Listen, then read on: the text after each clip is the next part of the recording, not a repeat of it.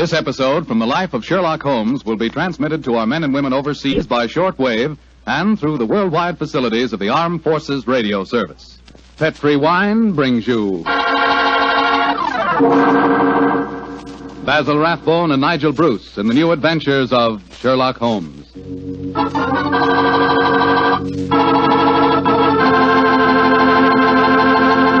The Petri family, the family that took time to bring you good wine, invite you to listen to Dr. Watson tell about another exciting adventure he shared with his old friend, that master detective Sherlock Holmes. I suppose your dinner is well over by now, so now's the perfect time to get out a bottle of that swell Petri California port. You know, Petri port is just made for a time like this, after dinner when you're just taking things easy. If you've ever tasted Petri port, you know what I mean. It's a hearty, full-bodied wine with a deep red color and a flavor that's just about out of this world. I think that if you had only one wine to choose and the whole world to choose from, chances are you'd pick port. Petri port. That's how good I think it is. That's saying plenty, I know, but I think Petri port will easily live up to all I say about it. Try it and see, and share it with your friends. You can serve Petri port proudly because the name Petri is the proudest name in the history of American wines.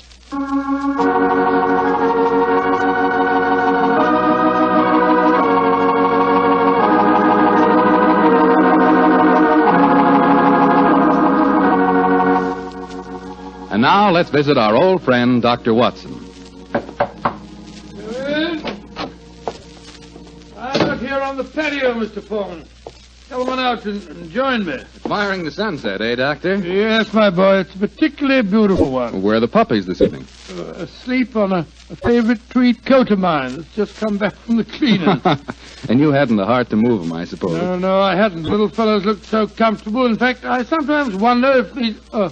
But you haven't come here to listen to a dissertation on the behavior of dogs? Well, it is getting near story time, Doctor. Yes, of course it is. Well, just let me get my pipe properly lighted. That's it. The story I'm going to tell you tonight began in 1909. I received a telegram from my old friend telling me that he was leaving his Sussex bee farm and coming to London for a few days. I hadn't seen the great man for several months, so naturally I went to Victoria Station to meet him. As the train drew to a stop, the door of a first-class carriage swung open and Sherlock Holmes, hand outstretched, jumped down onto the platform to greet me. Watson, my dear fellow, how are you? Oh, Holmes, my dear fellow, it's good to see you again. I've missed you. And are you, old chap? Carry a bag, sir? Yes, Porter, and get us a hansom cab, will you? Right, Chalk, Governor. I wish I'd got a spare room for you. Don't worry, Watson. I shall be very comfortable at the Diogenes Club. By the way, I trust you're free this evening. Yes, naturally. What are your plans? I thought we'd go to the theatre. Theatre? Oh, what play do you want to see? Well, I thought we'd go to the Savoy Theatre and see the Sherlock Holmes play. I hear it's enormously successful. Yes, I know it is, but I've avoided it. I'm told that Sir Claude Horton takes great liberties with your character, and as for the actor portraying me, my friends tell me it's a travesty. He makes me nothing but a bumbling old fool. Therefore, a visit to the play might be a salutary experience for both of us. In any case, my trip to London is a response to an urgent telegram from Sir Claude himself. Seems to need my help rather badly. Oh, what's his trouble? Well, he wasn't specific in his telegram. He suggested, however, that we attend tonight's performance and discuss the matter with him afterwards. I see. Well, I suppose if you can sit through it, I can. Of course you can, old fellow. In any case, you yourself are partly responsible for the play's existence. How do you mean, Holmes? Oh, those sensational stories you wrote of my modest problems, I should have seen where they would eventually lead to. In time, no doubt, this will be portrayed on the cinematograph as well. Nonsense, Holmes. That newfangled thing's only a toy. I think not, Watson. We're on the edge of a strange new mechanical world. In fact, I begin to feel a certain concern about the rumored developments in wireless telegraphy. But enough of these predictions. Here comes our porter with a cab. We'll tell the driver to take us straight to the Savoy Theatre.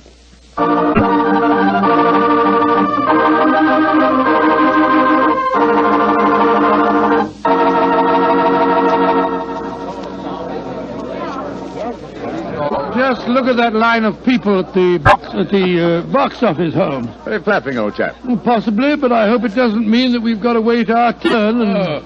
Excuse me, gentlemen. You're Mr. Sherlock Holmes and Dr. Watson, aren't you? Yes. I thought I couldn't be mistaken. My name is Frank Ferris. How do you do, Mr. Ferris? I'm glad to meet you. Sir Claude has a box reserved for you. He asked me to see that you are quite comfortable. Very considerate of him. Will you follow me, please? Thank you. Neither of you has seen the play before, I understand. No, Mr. Ferris, we haven't. I imagine it'll be a strange experience seeing yourselves portrayed on the stage. By the way, I'm playing the part of an old friend of yours, Professor Moriarty. Oh, indeed. I'm looking forward to a very entertaining evening. I presume that you escape our clutches, as usual? Yes, I do, Mr. Holmes. And I've done it nightly now for 137 performances. A record that I'm sure Professor Moriarty himself would envy. Had it not been for his memorable demise at the Rackenback Falls. Here we are, gentlemen. This is the box reserved for you. And now, if you'll excuse me, I'll go back to my dressing. Oh, I nearly forgot, Mr. Holmes. Sir Claude asked me to give you this note. Thank you. No, not at all. Well, I'll see you later.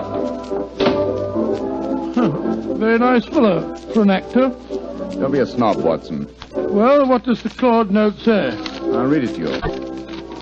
Dear Holmes, since I telegraphed you yesterday, there have been strange developments. In fact, I've been doing some detective work off stage as well as on. Watch the performance tonight and watch the audience too, particularly the occupant of the box opposite yours. Please come to my dressing room as soon as the last curtain has fallen. He's being very mysterious, and the box opposite ours is empty. No. Look, Watson, look.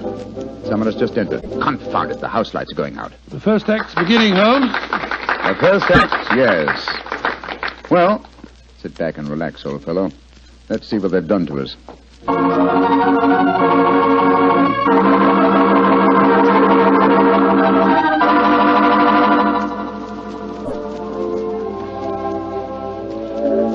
Well, what did you think of the first act, Holmes? Huh? Oh, the first act, yes. I was examining the occupant of the box opposite ours. An attractive young lady, alone and unusually preoccupied in her program. In fact, one might assume that she was trying to hide her face. Yes, but the play, don't you think it's ridiculous? Just imagine a crown jewel being stolen from the Tower of London. Why not? It's been attempted many times. Anyhow, you must admit that the actor who's portraying me behaves like a blithering idiot. And Sir Claude's interpretation of you is pretty far-fetched. Far-fetched, but flattering, Watson. What poise, what suavity, and what a voice. I find myself thoroughly entertained. You're a strange chap, Holmes. No accounting for your tastes. Look, Watson, look. The back of the box over there. Good Lord, I could have sworn a man dodged behind the curtains. I don't think the girl saw him, though. Looked like a foreigner. I think as the young lady's alone, we'll take the liberty of joining her. Oh, dash it, there go the lights again. The second act starting now. And sit down, old fellow. We don't want to attract attention. We'll join her during the next intermission. Who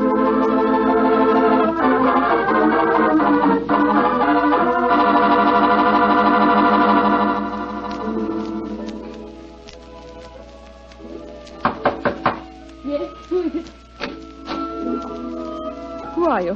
What do you want with me? My name is Sherlock Holmes, and this is my colleague, Dr. Watson. How do you do, young lady? I hope you'll forgive this intrusion, but Sir Claude requested that I keep an eye on you during the play tonight. Please come in and sit down, won't you? Thank you. Oh, this is very kind of you. You must forgive my abruptness just now. But I've just been watching Sherlock Holmes and Dr. Watson being impersonated on the stage. It's rather startling to have the real couple walk into my box. Yes, I quite understand. By the way, just before the curtain went up on the second act, I thought I noticed a man come into the back of this box and then disappear again. Were you aware of his presence? No, I didn't see him. But I know who it is. He's been following me for weeks now. Perhaps you'd like to tell us about it, Miss... Henshaw. Alicia Henshaw. Yes, I would. As a matter of fact, that's why I'm here tonight. Sir Claude Horton's an old friend of my father's. I went to ask his advice. He did some investigating himself for a few days, and then he found himself a little out of his depth, so he decided to telegraph for you, Mr. Holmes. We were going to meet in his dressing room after the performance tonight. Splendid. And now, Miss Henshaw, what is your story? It's a strange one, Mr. Holmes, though I didn't realize just how strange until I first saw this play a few nights ago. You see, my story concerns a stolen ruby. Good Lord, and tonight's play revolves around the same thing. Exactly. I might as well tell you how it all started. My brother's an officer in the British Army stationed in Egypt. Early this year, he saved the life of a very important native personage in some uprising in Cairo and was rewarded with a magnificent ruby. This jewel he sent to my Uncle Timothy and me. We're the last of the Henshaws, you see. Did your brother tell you the name of this personage? He didn't know it, Mr. Holmes. Apparently the whole affair was hushed up. I see. Please continue. Well, the trouble began shortly after Uncle Timothy and I received the ruby. A description of it was published in the papers, and a few days later a message came to us from an Egyptian, Muhammad Ali, laying claim to the stone as one stolen from his family years ago.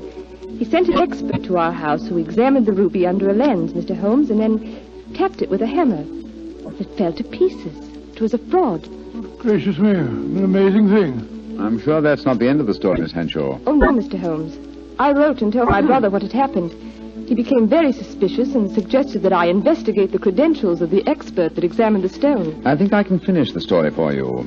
The supposed expert was a jewel thief who substituted a paste ruby for the real one, destroyed the imitation, and walked off with the treasure. It's an old trick. Of course, you haven't been able to find any trace of the supposed expert. Well, that's the funny part of it, Mr. Holmes. Uncle Timothy and I gave a description to the police, but it was a very vague one, I'm afraid. All the time, Uncle said the man reminded him of a colleague of his many years ago at the university, a professor of mathematics. He couldn't think of his name, but when we first saw the play a few nights ago, he was reminded of it. The name was Moriarty. Moriarty? But Moriarty's dead. Miss Henshaw, you say you have been shadowed for some weeks. Yes, an Egyptian. They've stolen the ruby, Mr. Holmes. Why don't they leave me alone? That, Miss Henshaw, represents a very fascinating problem, and one that I shall be most happy to help you solve. Oh, thank you so much, Mr. Oh, Holmes. there go the lights again. The last act. Yes, the last act of this little play, but not, I fear, of Miss Henshaw's problems. Let's meet after the act in Sir Claude's dressing room, shall we?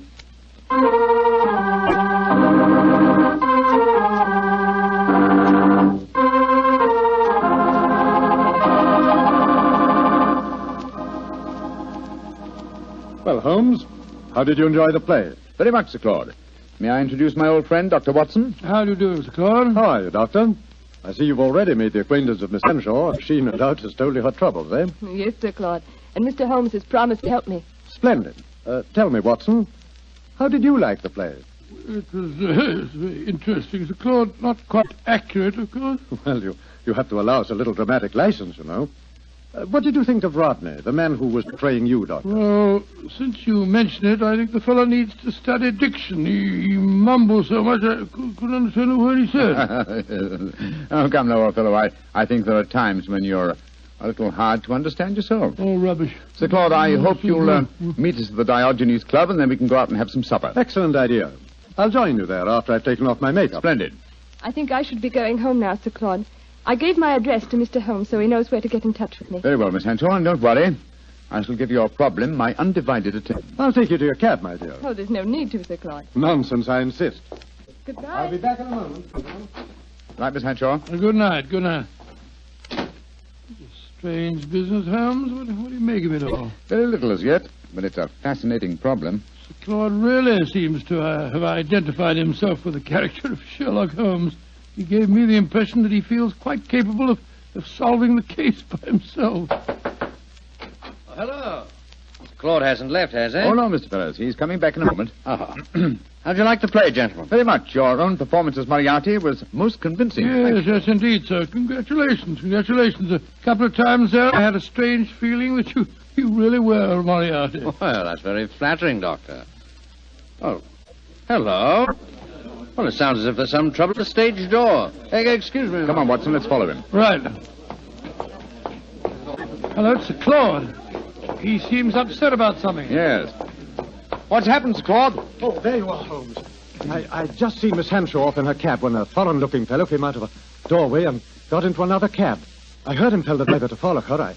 I tried to stop him, but he got away. Must be the same man that we saw in her box during the play. Sir Claude, we have her address. I think we'll drive there at once and see that she's arrived safely. We'll join you later at the Diogenes Club.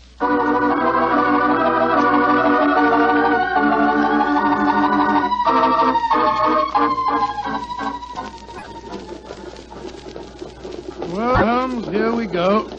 Off on another adventure. Yes, and one that may give us an opportunity of crossing onto with Moriarty once more. Oh, Moriarty's dead. He was killed when you and he fell over the precipice in 91. He was supposed to have been killed, just as I was, but his body was never found. It's impossible, or rather possible, that he returned to pour into the ears of Colonel Moran a story as unlikely and as true as the one I related to you on that April evening in 1894. One can never be sure of death, old chap, until one has touched the cold skin of a corpse.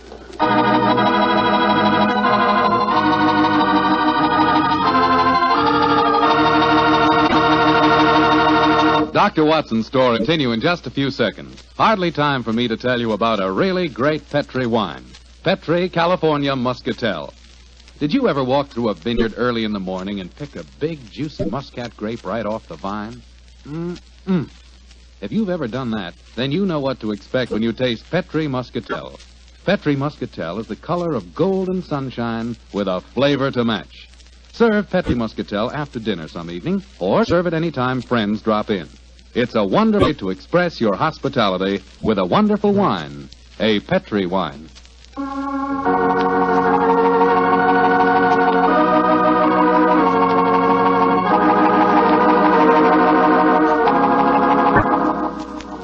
And now back to tonight's new Sherlock Holmes adventure. The famous pair have become involved in a strange mystery concerning a stolen ruby, a frightened girl, and an Egyptian who appears to be shadowing her. As we rejoin our story, Sherlock Holmes and Dr. Watson are standing in a darkened alleyway adjoining the girl's house. Holmes, look. That Egyptian fellow. He's pacing up and down in front of us. Yes, therefore we may assume she's safely inside. Seems to be giving up. He's coming this way. Flatten yourself against the wall. Greetings, sir. Good evening. Who are you, please? We are friends of Miss Henshaw, and we're very curious to know why you've been following her. I'm sorry that I cannot answer your question, sir. Now, look here, my man. You're talking to Mr. Sherlock Holmes. You are Mr. Sherlock Holmes? I'm greatly honored to meet you, sir. All my life I have known of you. All my life I have admired you. Then in that case, perhaps you'll answer my questions. Why have you been following Miss Henshaw? Because it is my duty. What do you mean, your duty? Perhaps I should have said my destiny, Mr. Holmes. For 2 generations now, the family of Arabi, of which I am a humble member, have dedicated their lives to finding the stolen treasure of Asyut. What on earth's all that got to do with Miss Henshaw? The treasure of Asyut is a giant ruby. It was stolen many years ago from the family of Muhammad Ali. A few months ago, Miss Henshaw received a mysterious ruby. I have found out many things, Mr. Holmes. I have many sources of information. Then I must regard you in the light of a rival detective in this case. I hardly call myself a detective, Mr. Holmes. My life is dedicated to only one problem. Miss Henshaw now says the jewel was stolen from her. I do not believe it. That is why I watch her. If I am wrong this time, and I do not think I am wrong, then my quest must go on. Always it will go on. Permit me to wish you the best of luck, sir. Thank you, Mr. Holmes. Good night, gentlemen. Good night. Sure we shall meet again. Oh, why did you let him go, Holmes? Why not? He's frightening Miss Henshaw. But not molesting her, old chap. In fact, it might be a good thing if someone is keeping an eye on her. Meanwhile, Watson, let's see if we can find a cab and get back to the Diogenes Club. I don't want to keep Sir Claude waiting.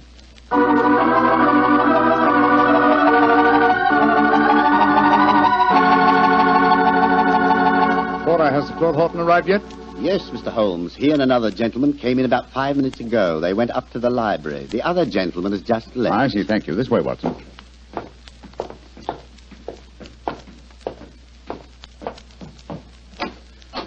I'm sorry, Sir Claude, to have kept you waiting. We took a little longer, but... Sir Claude! Great heavens, what's the matter with him? Holmes, I found the answer. Too late. It's... No, sir. Don't try and stand up. You're ill. What are you trying to tell me? The ruby. Moriarty. The answer's in the book. In the book. Sir Claude! Holmes! He's been stabbed. He's dead. Just as he was trying to give me a message. He was muttering something about the ruby and Moriarty. And twice he said, it's in the book. Yes, there's a book still in his hand. It's a copy of The Tales of Edgar Allan Poe. His thumb's marking a page. It's the story of the purloined letter. Thank you, Sir Claude. You delivered your message. Come on, Watson. We want to catch a murderer and a thief. We must go back to the Savoy Theatre as quickly as we can.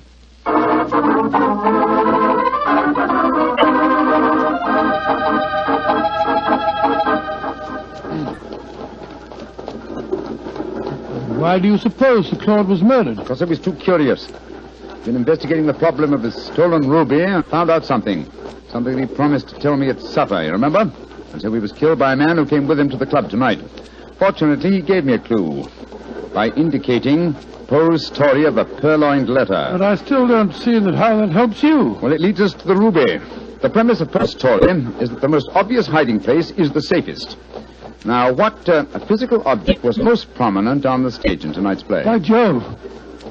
A ruby. Exactly. How better can you hide a stolen ruby than by exhibiting it night after night as a stolen ruby before the eyes of thousands? Well, you mean you expect to find it in the property room backstage? Precisely. That and a murderer. Wait for us, Timmy. Come on, Watson. You have your revolver, old chap? Yes, I do. Well, keep it handy. Our visit may not be unexpected. Unlocked. That's good. Come on. Look, Holmes, look. The doorkeeper. He's slumped over his desk. He's been given chloroform. We'll take the liberty of borrowing his lantern. It's an eerie atmosphere about a dark and empty theater, isn't there, Holmes?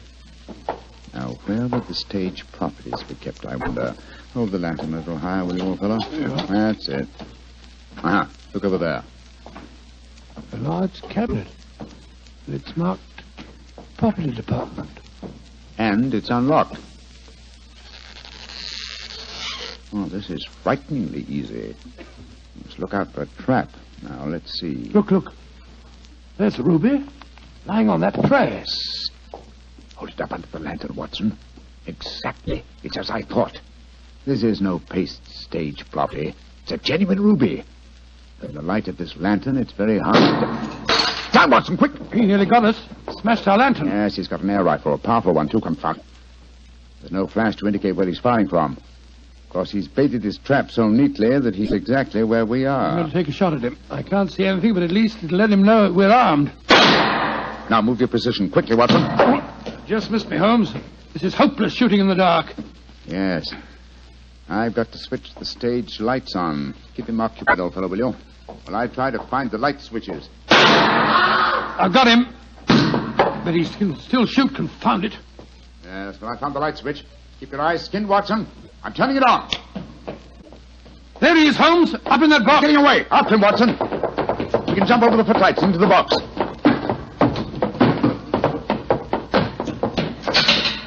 I'm afraid the bird has flown, Watson. I should have remembered that theater exit doors always open from the inside. No, he didn't get away, Holmes. Look on the floor there. It's that Egyptian fellow. I hope you haven't wounded him too badly, No, old I don't chap. care if I have. He was trying to kill us. No, it's only a shoulder wound. He's fainted, infernal scoundrel. No, he's a very gallant man. Undoubtedly, he was trying to save us as you shot him just now. Holmes, what on earth are you talking about?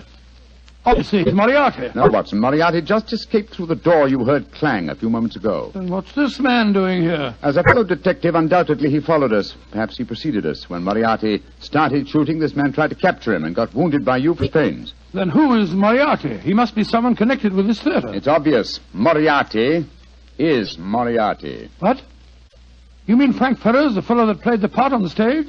Again, remember Poe's story of a purloined letter. But why didn't you recognize him? Oh, remember, I haven't seen him for 20 years, and you haven't forgotten his genius for disguise, have you? What incredible audacity. How better could Moriarty conceal himself than by announcing nightly to the theater-going public that he was Professor Moriarty? Then he killed Sir Claude. Of course he did. Sir Claude must have persuaded Moriarty to go to the club with him.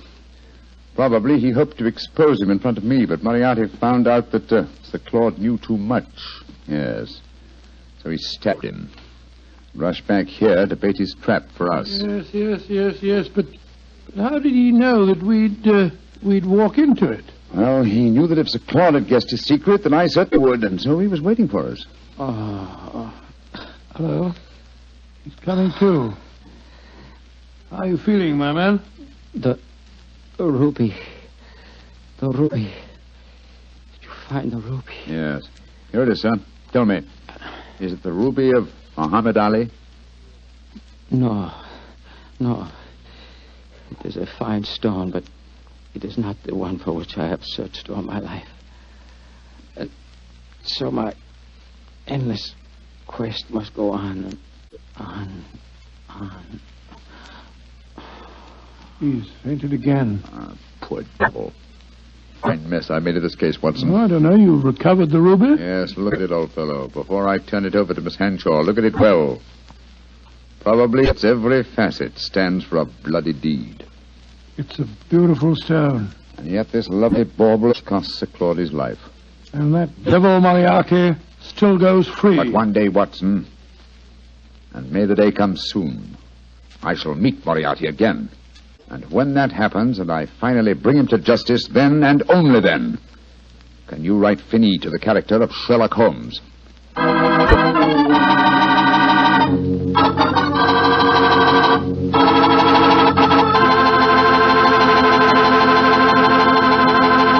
Well, Doctor, that was kind of an exciting story. Tell me, did the Egyptian recover from his bullet wound? Yes, indeed he did, and rather quickly, too, Mr. Foreman. I felt very badly about shooting him, but of course I couldn't help it. Of course not. But you know, if I had to shoot someone accidentally, I wish it could have been the actor who portrayed me on the stage. Wretched fellow mumbled all over the place. Oh, don't worry about that. After all, you did recover the ruby. Yes, and a beautiful stone it was. The color of, the color of a fine glass of port when the light shines through it. By a fine port, I take it you're talking about a Petri port? Is there any other kind? Well, all kidding aside, Doctor, Petri port, like all Petri wines, is good wine. And I can tell you why very simply.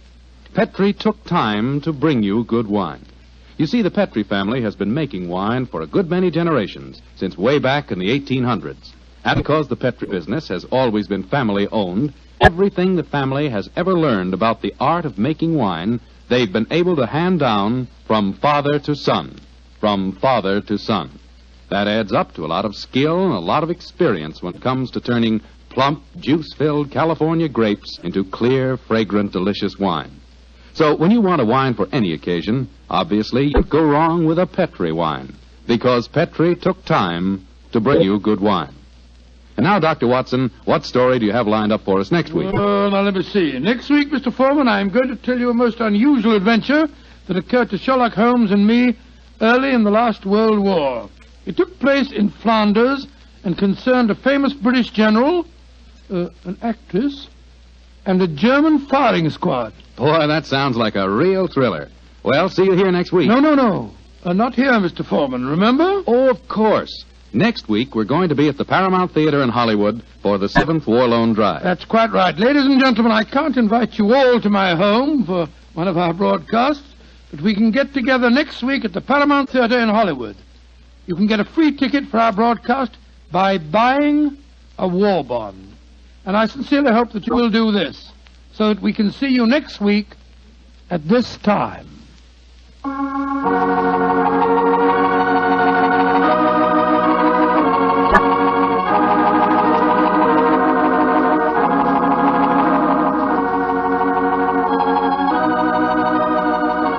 Tonight's Sherlock Holmes adventure is written by Dennis Green and Anthony Boucher and is based on an incident in the Sir Arthur Conan Doyle story, The Adventure of the Second Stain.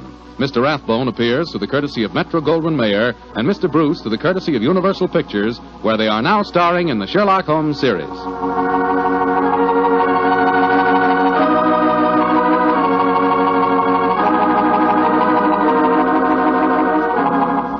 The Petri Wine Company of San Francisco, California, invites you to tune in again next week, same time, same station. Oh, the Petri family took the time to bring you such good wine. So when you eat and when you cook, remember Petri wine. To make good food taste better, remember... Petri wine. Bill Foreman saying goodnight for the Petri family. Sherlock Holmes comes to you from our Hollywood studios. This is the Mutual Broadcasting System.